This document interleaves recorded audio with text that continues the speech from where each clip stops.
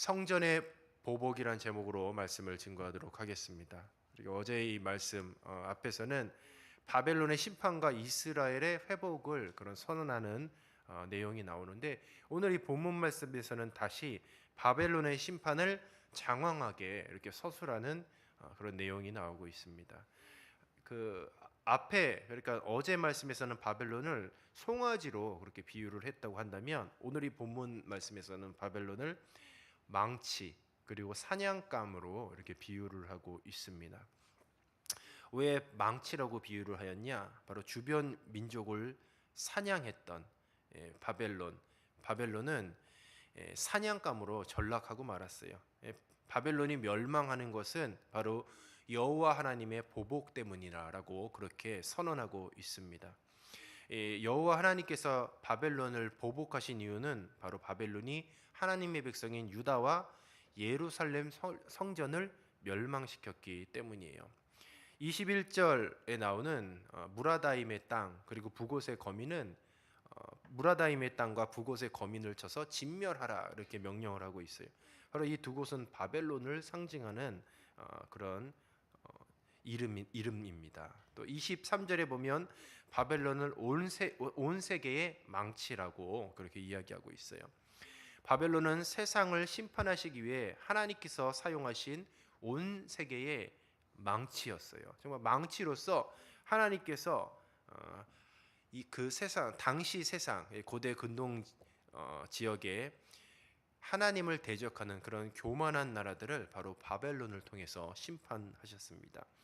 그래서 바벨론을 통하여서 아수르도 망했고 그리고 남유다도 망하게 되었던 것이에요. 그런데 이 바벨론, 하나님께서 쓰셨던 이 온 세계의 망치가 바로 다시 교만과 방종으로 인해서 오히려 망치질을 당하는, 그러니까 심판을 당하는 처지가 되게 되었습니다.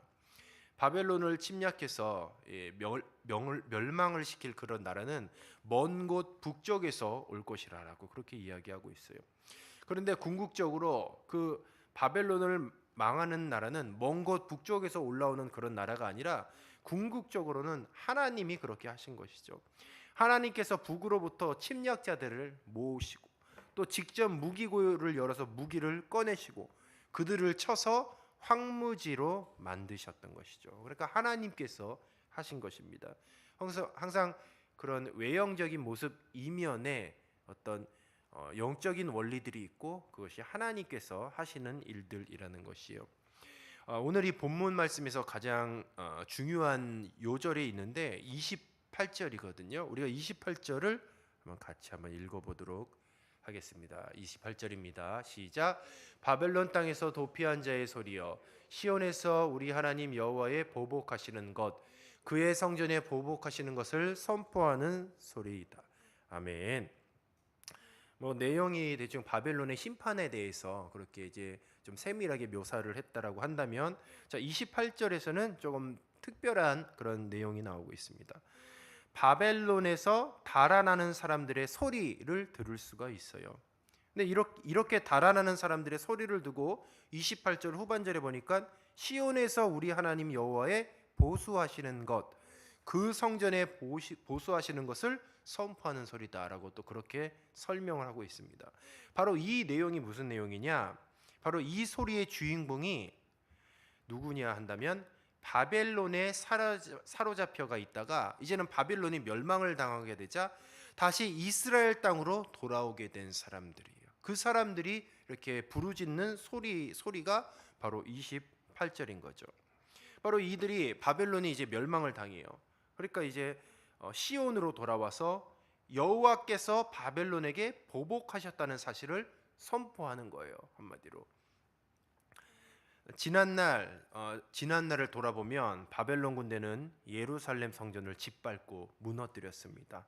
또 이 남유다 백성들은 포로로 끌려갔죠. 그런데 여호와께서 바벨론을 멸망시킴으로써 이제는 여호와 하나님께서 바벨론을 보복하셨다라고 이제 선포하는 그 소리를 이야기하는 거예요. 그래서 이들은 그저 바벨론에 닥친 재난을 피해 달아나는 사람이 아니라 여호와 하나님께서 당신의 백성을 위해서 바벨론에게 행하신 보복의 소식을 전하는 그런 사람들이에요. 그 소식을 가지고 지금 시온, 그러니까 예루살렘으로 다시 내려가는 사람이죠. 결국은 포로로 끌려갔던 남유다 백성, 하나님의 백성들이고, 이제 하나님께서 이 성전을, 하나님의 성전을 무너뜨린 바벨론을 보복하셨다, 여호와가 하셨다, 이제 그렇게 이야기하는 바로 그 소리라는 것이죠. 이런 것들을 볼 때 하나님의 심판에는 양면성이 있습니다. 양면성. 감히 하나님께 맞서고 하나님과 다투기를 고집하는 그런 권력, 힘, 그런 부강한 대제국, 나라들이 있어요. 그런데 하나님께서는 벌하실 수밖에 없어요. 교만하기 때문에. 계속해서 하나님의 심판을 받은 그 이유가 무엇이었냐면 교만이었습니다. 교만. 한동안 세계를 주름잡던 그런 권력도 한순간에 허무하게 무너지게 되어 있어요. 그때가 되면 비록 그런 자신들이 저지른 잘못 때문에 하나님께 이제 벌을 받아요. 그리고 하나님의 도구로 부리신 권력에 짓눌려서 이제 괴로움을 겪는 것이죠. 그런데 놀라운 것은 하나님이 심판을 하죠. 바벨론이 하나님의 심판을 받아서 바벨론은 멸망을 해요. 그러나 바벨론이 멸망함과 동시에 하나님의 백성은 다시 해방과 회복을 누리게 된다는 것이죠. 그런데 이 하나님의 심판에는 반드시 이런 양면성의 원리가 있습니다. 우리가 보통 하나님의 심판하면은 이제 보통 언제를 떠오르냐? 바로 종말의 때를 떠올리죠. 종말의 때. 예수님이 재림하시면 이 세상을 심판하시게 되어 있어요. 그런데 세상은 예수님의 재림을 통하여서 심판을 받게 되어 있는데 마찬가지. 하나님의 백성은 아니라는 것이죠. 이것이 심판의 양면성을 이야기하는 거죠. 하나님의 백성은 심판을 받는 것이 아니라 오히려 그리스도인들과 교회 공동체는 해방과 회복을 맛보게 되는 거예요. 28절의 그 사람들과 마찬가지죠. 그러니까 바벨론의 심판은 곧 이스라엘의 회복을 의미하는 것이에요. 악인은 망하지만 의인은 회복해서 다시 살아날 것이죠. 그러니까 예수님의 재림으로 세상은 멸망하지만 하나님의 나라는 완성이 되는 것이요. 그래서 하나님의 심판에는 반드시 양면성이 있다는 것이에요. 최근 들어서 하나님의 그 창조 질서를 파괴하는 많은 그 법안들이 통과되기도 하고 지금 이제 통과를 기다리기도 하고 있어요. 입법을 기다리고 있습니다. 뭐 학생인권조례, 차별금지법 이런 것들 많이 들어보셨죠? 요즘에 이제 결혼평등법 혹시 뭔지 아십니까? 결혼평등법이 동성결혼 합법화하는 그런 법률이에요. 동성 간의 결혼을 이제는 합법화하고자 하는. 그리고 성별 정정법. 그리고 성별 정체성에 따라 법적으로 성별을 변경할 수 있는 그런 절차들을 얘기하는 거죠. 혐오 표현 규제법, 청소년 보호법. 청소년 보호법이 뭐냐면 이제 그냥 일반 청소년이 아니라 성소수자 청소년을 위한 보호 조치죠. 그러니까 우리 만약에 청소년이 남학생인데 본인이 이제 여학생이라고 생각을 하고 이제 학교에 치마를 입고 가면 그 누구도 뭐라고 할 수가 없는 거죠. 그런 것을 통해서 이제 성소수자 청소년들을 보호하는 그런 법안들, 그런 것들이 지금 통과되기 직전에 있습니다. 자, 이런 세상에서 산다는 것이 무엇을 의미합니까? 이게 그냥 물밀듯이 밀려오는 게 아니라 이런 법안들이 쓰나미처럼 밀려와요. 쓰나미처럼. 그럼 이런 법들이 이제 다 통과가 된다고 한다면 결국은 교회의 거룩성을 유지한다는 것이 무슨 의미냐? 범법자가 되는 거예요. 범법자. 이런 법들이 통과가 되면 이런 설교 못하죠. 네, 이런 설교 못하고 이제 교회 안에서 어떤 성소수자, 특별히 이제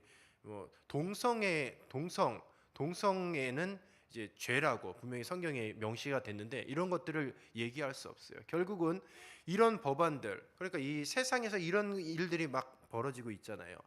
잘 보십시오. 이게 어떤 평등을 남녀 평등 아니면 인권 이런 것들을 얘기하지만 그 이면 항상 우리는 그 보이지 않는 걸 봐야 돼요.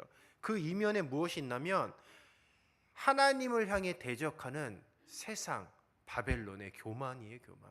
하나님의 말씀을 지금 정면으로 도전하는 거죠. 정면으로 도전하는 거.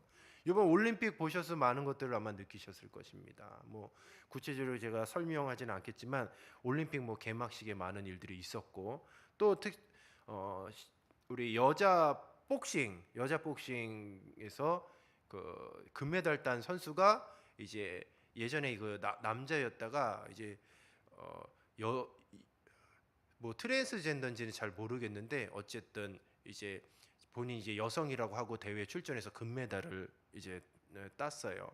그런데 한 가지 자기가 막 뭐 수술을 하고 뭘 해도 바뀌지 않는 게 있어요. 뭘 바꿀 수 없냐? 염색체를 바꿀 수는 없어요. 염색체. 염색체는 남자 XY. 염색체는 바꿀 수가 없어요. 그러나 이런 것들을 보면 세상이 지금 계속해서 어떻게 되어가고 있습니까? 하나님에 대해서 대적을 하고 하나님의 말씀, 하나님의 창조 질서를 정면으로 지금 도전하는 그런 법안들이 계속해서 이제 통과가 되고 있어요. 우리는 이런 상황 가운데 그리스도인으로서 또 주님의 몸된 교회를 이루면서 살아가고 있는 것이죠. 7월 18일 얼마 안 됐죠. 7월 18일에 수원 지방법원에 판결이 났어요. 무슨 판결이냐? 뭐 아유 교회는 뭐 상관이 없겠지. 그렇지 않습니다. 기독교 감리회 교단 내에서 이제 어떤 기독교 감리회 교단 소속된 목사님께서 퀴어 문화 축제에 성소수자 이제 축복식을 열어줬어요. 이제 축복을 해준 거죠.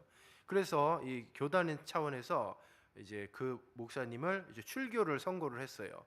근데 이 목사님께서 출교 무효 확인 소송을 이제 냈습니다. 그래서 이제 수원 지방법원에서 어떻게 판결이 냈냐? 7월 18일에 재판위원회의 출교 판결에 하자가 있다, 잘못됐다, 출교하면 안 된다라고 그렇게 이제 판단을 했어요.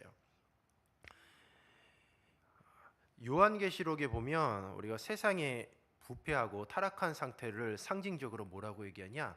바벨론이라고 딱 표현을 하죠. 종말의 때에 하나님의 심판을 받을 세속적이고 타락한 세상을 바벨론이라고 그렇게 얘기를 합니다. 요한계시록 14장 8절 말씀에 보면 또 다른 천사 곧 둘째가 그 뒤를 따라 말하되 무너졌도다 큰 성 바벨론이여 모든 나라에게 그 음행으로 말미암아 진노의 포도주를 먹이던 자로다 하더라. 또 18장 21절에 보면 이에 한 힘센 천사가 큰 맷돌 같은 돌을 들어 바다에 던져 이르되 큰 성 바벨론이 이같이 비참하게 던져져 결코 다시 보이지 아니하리로다라고 그렇게 말씀하고 있어요. 이 세상을 결국은 바벨론이라고 얘기를 하고 있어요. 근데 당시 이 바벨론도 어땠습니까? 31절 32절 쭉 보면은 바벨론을 향해서 교만한 자여라고 그렇게 얘기하고 있어요. 이 세상은 바벨론이고 우리는 그런 상황 가운데 살고 있어요. 하나님의 창조 질서 안에 사는 것이 굉장히 그 마음에 기쁘고 편안해요. 편안해. 자꾸 하나님의 창조 질서를 거스르면 굉장히 불편하고 정말 사는 것이 힘들어요. 우리 교회 안에서 얼마나 이제 리모델링 했잖아요. 근데 제가 이렇게 보니까 그 화장실 깨끗하죠. 화장실 깨끗한데 우리 여자 화장실에 문 달아줬죠. 남자 화장실에 문 있나요? 없죠. 그래서 내가 이거 인권에 고소를 할까? 네, 그 생각하다가 네, 참았습니다. 왜? 근데 누구도 우리 남자 성도님 중에서 누가 아니 왜 여자 화장실에 문 달아주고 남자 화장실에 문 안 달아줍니까? 누구도 그런 소리 안 하잖아요. 왜 안 합니까? 뭐 그럴 수도 있다라고 생각을 하는 거예요. 이것이 정말 그리스도인의 가치관입니다. 그냥 여자로서 보호해줘야 되고 당연히 그렇게 생각을 하는 거죠. 그런데 이제는 세속적인 생각이 들어오고 그러니까 이 바벨론적인 사고가 들어오면 이게 인권에 맞는 거야? 골치 아파지는 거. 남자 공용 화장실 들어가면요 우리 여성 청소부 아줌마 그냥 불쑥불쑥 들어와요. 다 당당하게 들어와서 빨리 나가라고 해요. 아저씨 빨리 나와요. 청소해야 되니까. 당당하게 막 그래요. 그리고 누구 하나 뭐라고 하는 사람 없잖아요.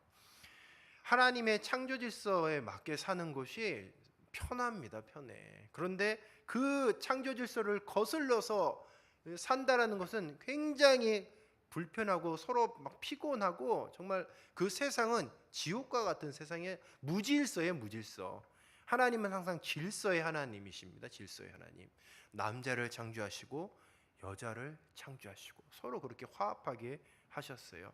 그런데 바벨론은 어떻습니까? 남자가 여자가 될 수도 있고 여자가 남자가 될 수도 있고 또 뭐 중성도 될 수도 있고 밤에는 남자였다가 낮에는 여자가 될 수도 있고 뭐 화장실은 이제 3개를 만들어야 되네 4개를 만들어야 되네 복잡해요. 항상 창조 질서에 맞게 사는 것이 복이라는 거죠. 하나님께서 바벨론의 교만을 직접적으로 언급하시면서 하시는 말씀이 바로 교만 때문에 하나님께 대적한 바벨론이 마침내 쓰러질 것이다 말씀하시죠.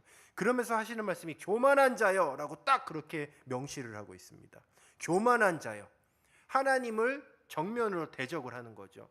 교만한 자여라고 표현한 이 바벨론이 하나님의 권위에 도전했음을 나타내는 거예요. 결국 교만이 무엇이냐? 하나님께 대항한 것, 하나님께 도전한 것이죠. 이로 인해서 바벨론이 파멸하게 될 것을 말씀하고 있는 거죠. 이 바벨론의 포로로 끌려갔던 사람들은 누구였냐? 바로 예레미야를 통해 하나님의 말씀에 순종했던 사람들이에요. 그 끌려가지 않았던 사람들은 모두 끝까지 맞서다가 바벨론의 죽임을 당했습니다. 예루살렘 성 함락될 때 같이 멸망당했어요. 결국 하나님의 말씀에 순종했더니 포로 신분이 되었습니다. 하나님의 말씀에 순종했더니. 근데 마찬가지예요. 우리도 하나님의 말씀에 이 세상 가운데서 하나님의 말씀에 순종했더니 이제는 곧 범법자가 될 세상에서 우리는 살게 될 겁니다. 오늘날도 하나님의 말씀을 정면으로 대적하는 바벨론과 같은 세상이에요. 올림픽마저도 하나님을 모독하는 행사가 되었습니다. 이런 것에서 그리스도인으로 산다는 것은 포로 신분으로 사는 것과 마찬가지예요. 그러나 하나님은 교만한 자를 반드시 심판하신다는 것과 그리고 바벨론과 같은 이 세상은 반드시 멸망한다는 사실을 믿을 때에 결국에 28절에 시온을 향해 바벨론의 멸망의 소식을 가지고 뛰어가는 자들이 누구냐? 바로 주님 오실 그날의 저와 여러분인 줄로 믿습니다. 우리는 그래서 이런 말씀을 듣고 정말 포로 같은 세상, 이 불편한 세상, 무질서한 세상 가운데서도 소망을 갖고 살 수 있는 거예요. 언제? 바로 이 세상, 바벨론과 같은 세상은 하나님께서 심판하실 것이고 아까 심판의 양면성을 얘기했잖아요. 세상은 심판받지만 하나님의 백성은 회복되어지고 그리고 하나님의 백성은 영생을 누리게 된다라는 것이죠. 그래서 우리는 정말 죽을 것 같은 그 세상, 또 북한의 저 북녘 땅의 지하교회에서 숨어서 예배하는 바로 그런 성도들도 이와 같은 마음을 가지고 있는 거예요. 하나님이 바벨론을 심판하실 것이, 하나님이 반드시 회복시켜 주실 날이 있을 것이다 라는 그런 소망을 가지고 믿음으로 승리하는 것이죠. 종말의 때에 세상 바벨론이 심판받을 그때에 끝까지 믿음을 지킨 저와 여러분이 바로 28절의 주인공이 되어야 할 줄로 믿습니다. 우리는 세상의 심판을 받고 무너졌도다 바벨론이요. 바벨론이 무너질 그때에 우리는 승전보를 가지고 우리는 거리에 나와서 기뻐 뛰는 거예요. 우리가 이겼다. 우리가 승리했다. 그러나 한 가지 명심하십시오. 우리가 지금 사는 곳은 어디냐? 영적인 바벨론이라는 것이죠. 그리고 계속해서 더 명확하고 분명하고 구체적으로 그런 현상들이 나타날 것이에요. 요한계시록에도 나와 있잖아요. 환란의 때가 있다라고요. 뭐 7년 대환란, 뭐 42개월, 한때 두때 반때 이런 것들이 뭡니까? 결국은 적그리스도가 통치하는 바로 그때에 이제는 포로와 같은 그런 시간이 반드시 있다라는 거죠. 그러나 우리는 그럼에도 불구하고 오늘 이 말씀을 통해서 끝까지 인내하고 소망을 가져야 할 줄로 믿습니다. 저와 여러분은 바로 28절의 주인공이 되어야 돼요. 우리는 끝까지 인내하고 믿음으로 승리해서 승전보를 울리며 저 시온을 향해서 간다는 것이 무엇이요? 하나님이 구하시는 바로 그것, 바로 저 천국을 향해서 승전보를 우리는 외치는 소리가 되어야 할 줄로 믿습니다. 우리 이